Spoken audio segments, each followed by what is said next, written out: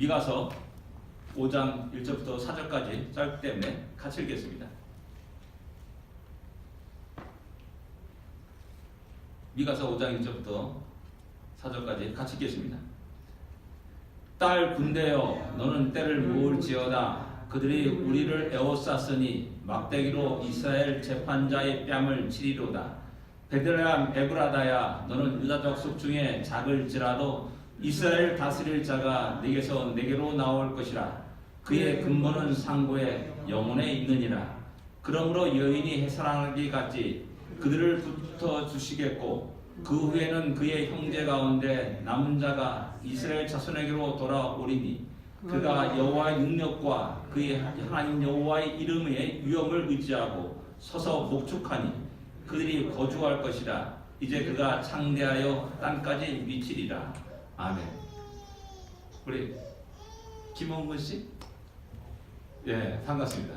예, 아까 강의실에 말했던 우리 형제입니다. 반갑습니다. 우리 부산국의 동문이라 합니다. 오늘 동문회 하면 좋겠습니다. 선배 말씀 잘 들어요. 떡이 나옵니다. 예. 오늘 본문은 미가 선지자가 예수님 탄생 700년 전에 그 탄생지를 예언한 말씀입니다. 동방 박사들이 그 별을 보고 그 태어난 왕을 경배하기 위해서 찾아옵니다. 어디로 가냐면 예루살렘으로 갑니다. 근데 서기관들이 야, 너희 잘못 왔어. 왕이 탄생한 곳은 베들레헴이야 라면서 이 말씀을 인용해서 말씀하면서 그들을 베들레헴으로 이제 발걸음을 옮기게 하는 그런 사건이 우리 마태복음에 기록하고 있습니다. 여러분 1절에 여러분 다 같이 읽어보고 있습니다. 1절입니다. 딸 군대여, 너는 때를 모을지어다. 그들이 우리를 에워쌌으니 막대기로 이스라엘 재판자의 뺨을 치리로다. 1절을 읽으면서 여러분 어떤 상황, 어떤 그림을 그리고 있습니까? 보니까는 그들이 우리를 에워쌌다라는 것을 볼 때 쉽게 우리 전쟁 상황임을 알 수가 있습니다. 근데 이 전쟁은 이스라엘이 승리한 전쟁이 아니라 패배한 전쟁을 말합니다. 그것이 바로 하반절에 막대기로 이스라엘의 재판자의 뺨을 치리로다 라는 그 말씀 속에 짐작할 수가 있습니다. 전쟁에 패배했기 때문에 큰 비극이 이스라엘을 덮습니다. 죽음이 있고 또 굶주림이 있습니다. 거기에 또한 온갖 질병들이 난무하게 됩니다. 그것이 더욱더 큰 고통으로 와닿게 되고 전쟁 다음에는 고아와 과부가 발생하고 또한 많은 사회 문제가 일어나게 됩니다. 살아남았다 해도 대부분 사람들 남자들은 포로로 끌려가게 됩니다. 그래서 평생을 노예로 자기의 생애를 드리게 되죠. 성 안에 있는 사람들은 또한 먹을 것이 없어서 자기의 자식까지 죽여서 먹는 그런 비극적인 상황도 일어나게 됩니다. 이런 이스라엘 역사가, 이런 비극의 역사가 이스라엘 역사 속에 많이 일어났음을 성경은 우리에게 증거하고 있습니다. 미가 선지자는 바로 이런 비참한 전쟁이 앞으로 일어날 것을 말씀하고 있는 것입니다. 미가 선지자는 그 전쟁을 통해서 수많은 하나님 백성들이, 자기의 가족들이, 형제들이 수없이 많이 죽어갈 것을 보면서 이 전쟁을 예언하고 있는 겁니다. 이스라엘 백성이 포로로 끌려갑니다. 너무나 많은 눈물과 비극이 일어나게 됩니다. 그것을 보면서 미가 선지자는 그 전쟁을 예언하고 있는 것입니다. 이것을 예언하는 것은 바로 오늘 살아가는 지금 이스라엘 백성들, 유대인들에게 정신을 차리라는 그런 의미입니다. 미래 앞으로 일어날 그 비극을 보면서 오늘 이렇게 살아서는 안 돼! 라고 말하는, 채찍하는 그런 준엄한 말이라고 할 수가 있습니다. 회개를 촉구하는 말입니다. 하나님께 돌아올 것을 촉구하는 마음으로 이 전쟁의 상황을 예언하고 있습니다. 근데 이런 미가 선지자의 이 전쟁 예언을 통해서 우리는 육신의 전쟁의 비극을 잘 알지만 영적 전쟁의 비극을 잘 이해할 수 있느냐라는 그 질문을 우리는 오늘 해야 됩니다. 영적 전쟁을 소홀히 다루게 된다면, 관심을 갖지 않는다면 우리는 육적 전쟁의 그 더 큰 비극을 맞이하게 될 것입니다. 영적 전쟁의 패배는 육적 전쟁의 패배보다도 더 비참한 결과를 가져오게 됩니다. 육신의 전쟁에서 패배하게 되면 부상을 당할 수 있고 생명을 잃어버릴 수 있습니다. 그러나 영적인 전쟁에서 패배하게 되면 그 인생의 어둠 속으로 던져지게 되고 영원한 시간을 잃어버리게 됩니다. 감사치 못합니다. 불평과 원망이 있습니다. 미움과 증오가 있습니다. 피곤해 있습니다. 늘 언제나 마음에 무거운 짐을 지고 살아가는 그러한 영적인 황폐 상태를 겪게 되는 겁니다. 평안이 있을 수 없습니다. 참된 안식이 그런 인생 속에 있을 수 없는 것입니다. 우리는 영적 전쟁에 좀 더 우리의 관심을 가지고 또한 대처할 수 있어야 된다는 것입니다. 육적 전쟁은 죽음을 가져옵니다. 그러나 영적 전쟁은 영혼의 죽음을 초래합니다. 육신의 전쟁에서 지게 되면 포로로 잡혀가게 됩니다. 노예가 됩니다. 그러나 영적 전쟁에서 지게 되면 사탄의 노예가 되어 그 심령이 심히 황폐해지고 고달파지게 되고 영원한 시간을 빼앗기게 됩니다. 옛날에 금성상가 거기서 TV 선전할 때 한 번 선택에 10년을 좌우합니다라는 그런 카피를 한 적이 있습니다. 광고문이 있었습니다. 한 번 선택 잘 하셔야 됩니다. 우리의 영적 선정의 그 모든 승패는 10년이 아니라 영원한 시간을 좌우하는 것이기 때문에 그렇습니다. 한 시대의 비극만이 아니라 영원한 시대의 비극이요, 영원한 시간의 비극입니다. 소망을 잃어버리게 됩니다.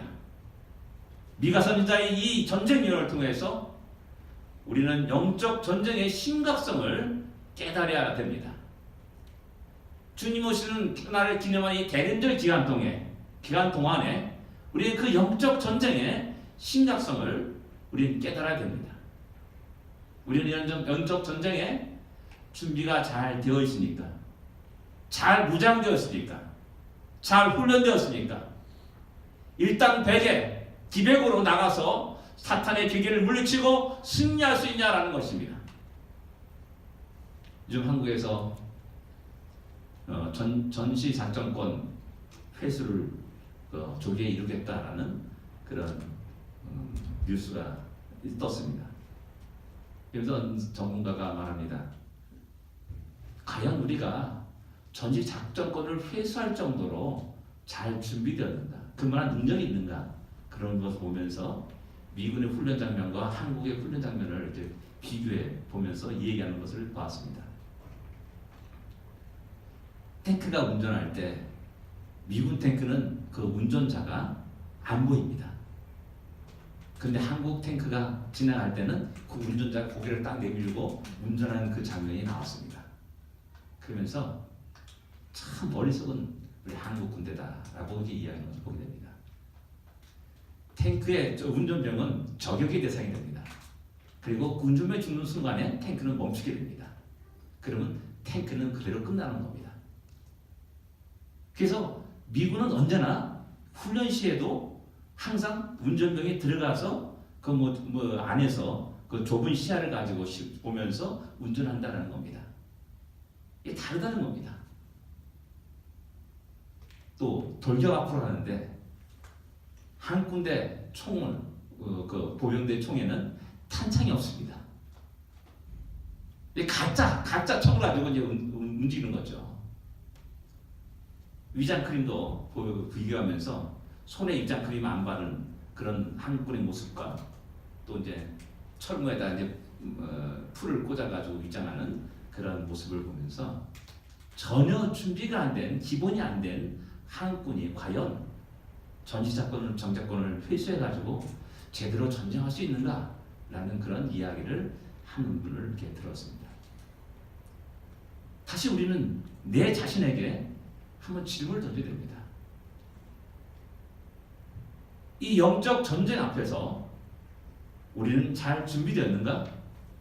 무장되었는가? 또한 그만한 훈련이 되었는가? 능히 나가서 싸워서 승리할 수 있는가? 라는 그런 질문을 솔직히 해야 됩니다.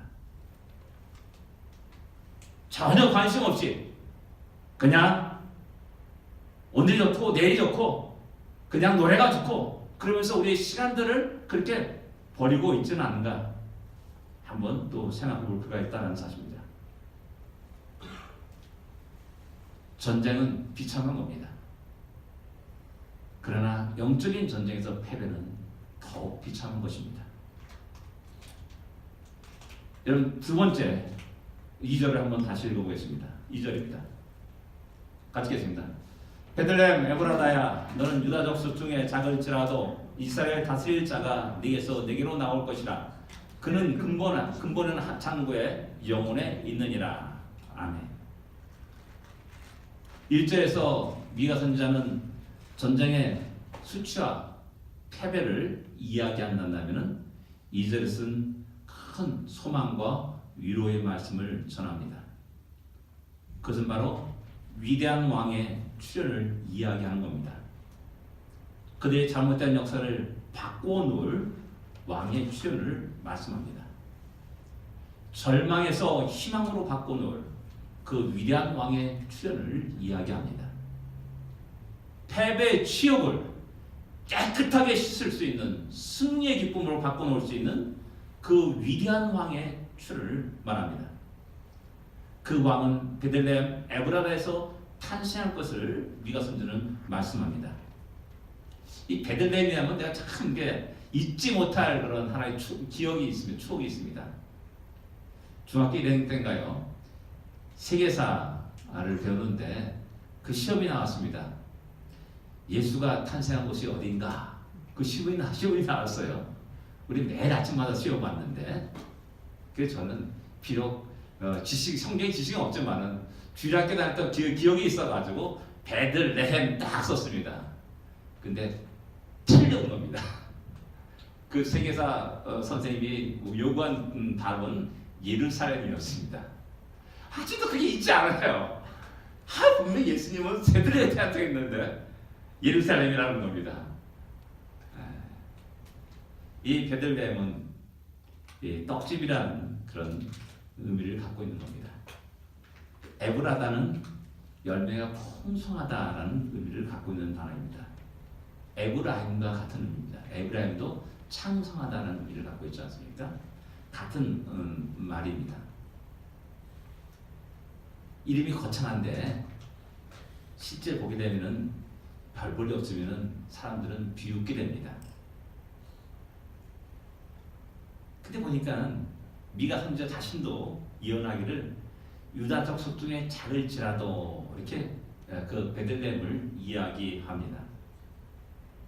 실제로 이스라엘 역사 속에서 유대 역사 속에서 베들레헴은 그렇게 큰 비중을 차지하지 않습니다. 군사적으로, 경제적으로 어떤 그 가치 면에서도 그 중요성이 떨어지는 곳이라고 말할 수가 있습니다. 미미한 곳이기에 그 어느 누구도 관심을 두지 않습니다. 일부러 그곳에 찾아갈 리가 없는 것입니다. 대부분 사람들은 베들레헴보다 유다 지파의 헤브론을 더 관심을 두었습니다. 왜냐하면 그곳에 그들의 조상인 아브라함과 이삭과 야곱이 묻혔기 때문에 그렇습니다. 지금도 마찬가지입니다. 또한 그 헤브론은 도피성이 있는 곳입니다. 사람들은 베들레헴보다 예루살렘을 더 중요시 여겼고 관심을 두었습니다. 잘 아다시피 큰 성이요 난공불락의 요새입니다. 왕궁이 있는 곳이고 하나님의 성전이 있는 곳이었습니다. 정치, 문화, 경제의 중심지가 바로 예루살렘이라 할 수가 있습니다. 사람들은 베들레헴보다 사마리아에 더 많은 관심을 두었습니다. 사마리아는 북왕국 이스라엘의 수도였습니다. 그 수도에서 결정했던 정치적 결정들이 직접적으로 간접적으로 자기 자신에게 큰 영향을 끼치기 때문에 그렇습니다. 이스라엘 사람 어느 누구도 베들레헴에 관심을 두지 않습니다. 이스라엘뿐만 아니라 이스라엘을 침략하는 침략자들도 베들레헴은 별 볼일 없는 곳이었습니다. 늘 언제나 사마리아나 예루살렘에 향하여서 군대를 진주시켰다는 사실입니다. 진정 베들레헴은 보잘것없는 초라한 역사를 가진 조용한 마을입니다. 사람들의 흥미를 끌 것이 하나도 없는 그런 도시였습니다. 그런데 이 베들레헴에 이스라엘 역사의 가장 위대한 왕 다윗이 태어났다는 사실입니다. 그 베들레헴을 그래서 이스라엘 사람들이 잊지 못할 장소가 된 것입니다. 다윗은 유다 역사에 가장 우뚝 선 인물이라 할 수가 있습니다. 지금도 국기에 다윗별이 그려져 있지 않습니까? 그걸 다윗별이라고 말하지 않습니까?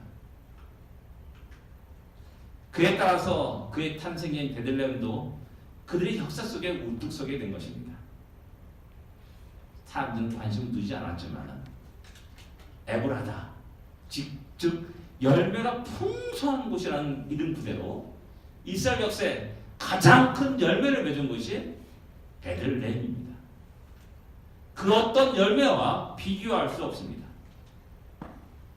다른 수많은 열매들과 그 가치를 비교할 수 없다는 사실입니다. 그러나 지금 미가 선지자는 또 다른 다시 예언을 통하여서 다시 그곳에 위대한 왕이 탄생할 것이라는 사실을 말씀하고 있습니다.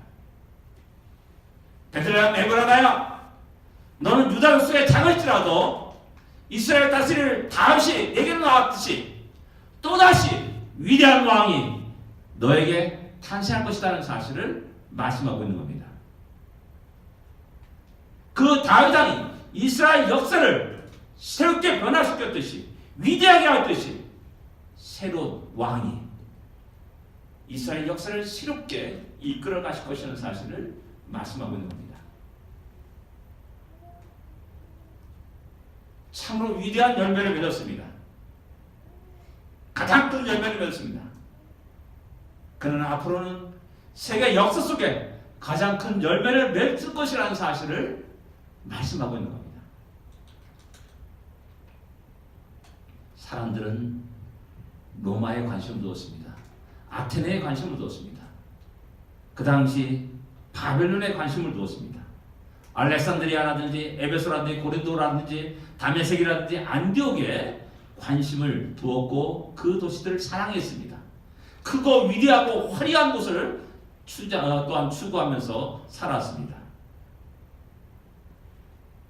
어느 누구도 그 당시에 베들레헴에 관심을 뒀던 사람은 하나도 없습니다. 오직 하나님 한 분만이 그곳에 관심을 두셨고 그것을 주목하셨다는 사실입니다. 하나님의 계획은 세상 모든 사람이 관심을 두지 않는 그 베들레헴에 통해서 예수 그리스도를 나게 하시고 보내시고 세계에는 모든 사랑을 받는 그런 장소가 되게 하셨다는 사실입니다. 베들레헴이 화려한 곳이었습니까? 수천만의 사람들이 몰려드는 곳이었습니까? 또 경치가 아름다운 곳이었습니까? 그래서 베들레헴을 택한 것이 아니라 그 땅에 믿음의 사람 다윗이 있었기 때문에 그곳을 택하게 됩니다. 다윗은 양들을 치면서 자기 악기를 들고 하나님의 영광을 찬양하며 노래합니다. 그 다윗을 주목하였다는 사실입니다. 그가 다 베들레헴에 있기에 그 베들레헴을 사랑하였고 관심을 두었고 또 베들레헴을 통해서 그 위대한 왕의 탄생을 이야기하고 있는 겁니다. 베들레헴 그것은 또한 역시 다윗과 함께한 영원한 하나님의 약속이 있기 때문에 세계의 어느 큰 도시보다도 위대한 도시보다도 베들레헴을 지극히 사랑하며 그 베들레헴을 선택하셨다는 사실을 우리는 기억해야 됩니다. 이것이 우리에게 너무나 큰 위로가 되고 우리에게 큰 힘이 됩니다. 우리들의 모습을 돌아보시죠.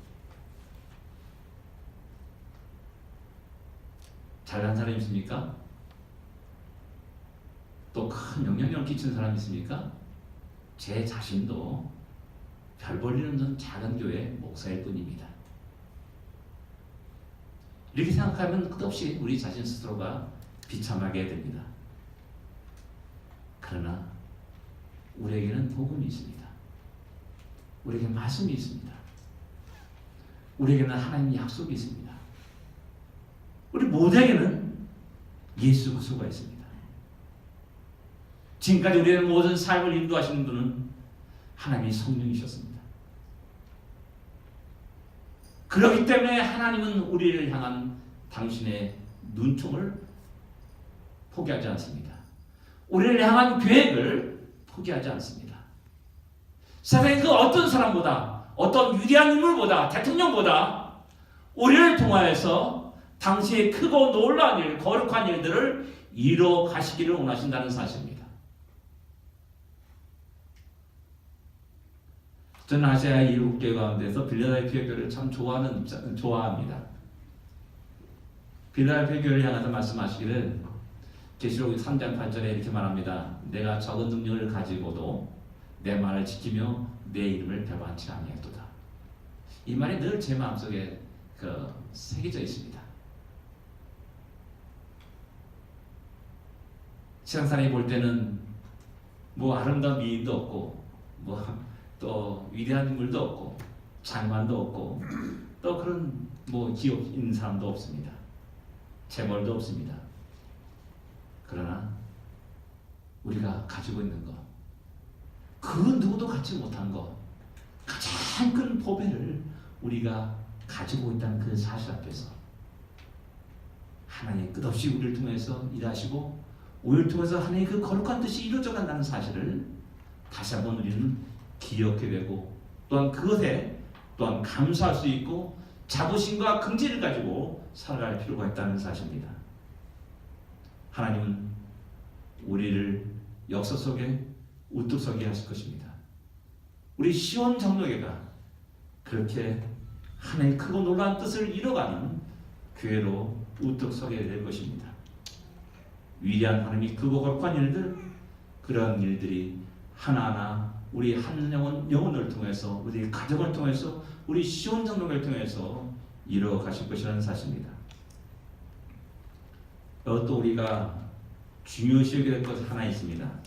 왜 다 알다시피 이스라엘 다스릴 그분이 바로 근본은 상고요 태초이니라 라고 이렇게 말씀하고 있다는 사실입니다. 태어나실 분이 그냥 평범한 인간, 위대한 능력을 갖춘 인간이 아니라는 뜻입니다. 비록 인간의 몸을 입고 태어나지만 그분은 우리가 인간으로 여기서는 결코 안 된다는 것을 말씀하는 겁니다. 영원 전부터 계셨고 영원부터 이 온 우주만을 다스려 가시는 하나님 그분이라는 사실을 갖다가 우리에게 말씀합니다. 이런 지식들은 우리가 모두가 갖고 있습니다. 근데 왜 이 시기에 왜 중요한지 그것은 우리가 잘 이해하지 못합니다. 이해하지 못하기 때문에 그 놀라운 사건에 대해서 감사할 수 없고 찬양할 수 없고 그분 앞에 무릎을 꿇을 수 없는 것입니다. 마태복음 16장에서 예수님은 제자들을 모아놓고 이야기합니다. 세상 사람이 나를 누구라 하느냐? 라고 질문을 던집니다. 이 제자들이 대답합니다. 다른 세례 요한, 다른 엘리야, 또 어떤 이는 예레미야나 선지자 중에 하나입니다. 라고 이렇게 대답합니다. 이 말의 공통점은 무엇입니까? 그들의 대답 속에는 결코 예수님이 하나님이라는 사실이 없습니다. 위대한 선지자로만 그 당시 사람들은 생각했고 이야기했습니다.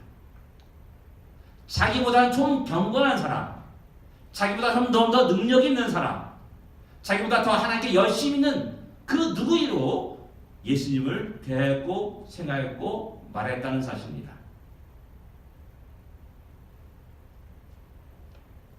그렇기 때문에 그분을 따르지 않습니다. 그분께 경배하지도 않습니다. 그분의 말씀을 듣지도 않습니다. 도리어 그분을 배척합니다. 결국 그분을 죽이게 됩니다.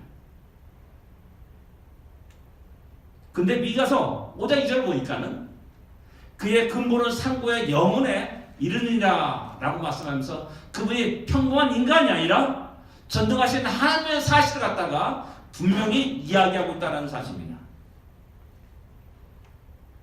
이스라엘 백성 유대인들은 그것을 몰랐는 겁니다.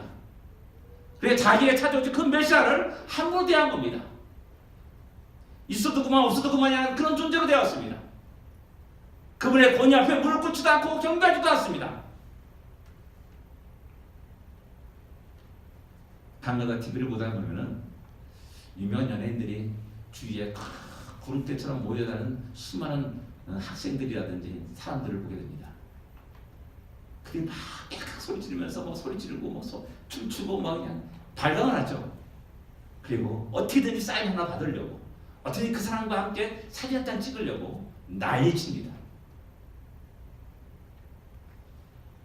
제가 그런 존재라면 여기 꽉 찰 겁니다. 그죠? 근데 제가 그런 존재 아니기 때문에 저를 찾아오지 않습니다. 또 소리 지르지도 않습니다. 다시 한번 생각해 보십시오. 주님을 주님으로 진정 고백하고 또 믿고 의지한다면 우리의 삶은 완전히 뒤바뀌어야 됩니다. 신앙생활에서 열복이 있습니까?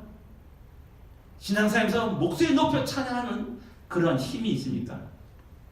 우리의 모든 삶 속에 오직 그만 영광 받으시기를 원하는 그런 열망들이 우리 안에 있냐라는 겁니다.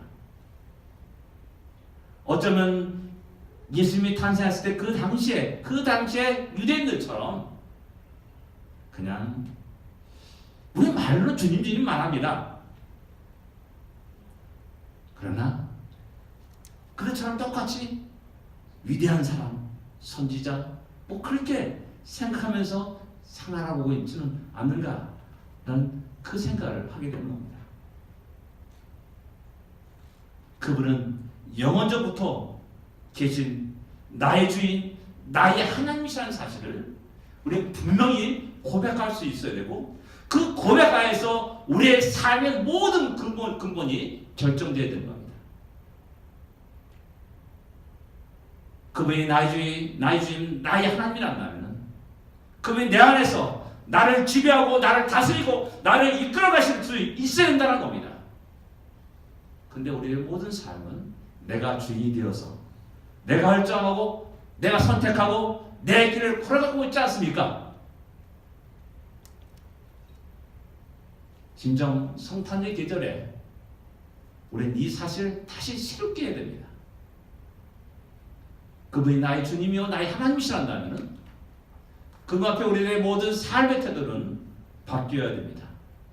그분이 나를 사랑하시고 끝까지 사랑하시고 지금도 여전히 사랑하신다면 그분을 대하는 우리의 태도는 달라져야 됩니다. 열정이 있어야 됩니다. 흥분이 있어야 됩니다.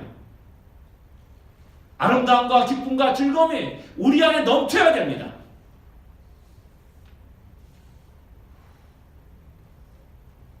사랑하는 성도 여러분, 그냥 성탄절을 또한 대림절을 그냥 지내는 것이 아니라 진정 주님은 나에게 어떤 분이신가 한번 깊이 생각할 수 있어야 됩니다. 이 주님을 마음에 품고 늘 주님과 동행하며 그의 참된 기쁨을, 참된 평안을, 참된 풍요로움을 마음껏 누리며 살 수 있는 진정 복된 성도가 되어야 됩니다. 밤이 되어서 쭉 드라이브를 하게 되면 곳곳에 환영이 있습니다. 너무나 아름다움이 있습니다. 야, 감탄할 정도입니다. 세상의 화려함과 아름다움에 감탄할 뿐만 아니라 다시 한번 주님이 왜 이 땅에 오셨는가? 주님이 나에게 어떤 분이신가?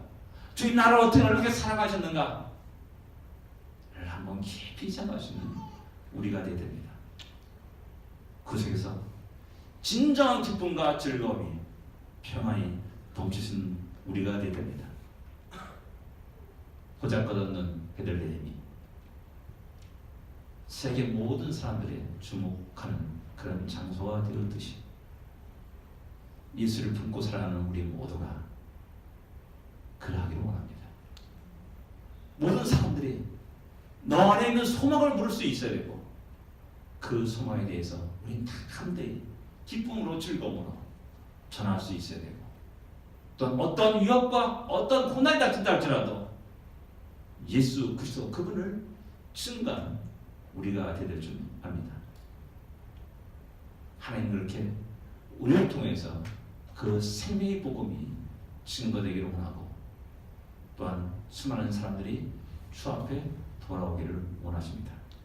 이 위대한 역사를 이루는 교회와 우리 모든 성도가 또한 가정이 되기를 원합니다. 기도하겠습니다.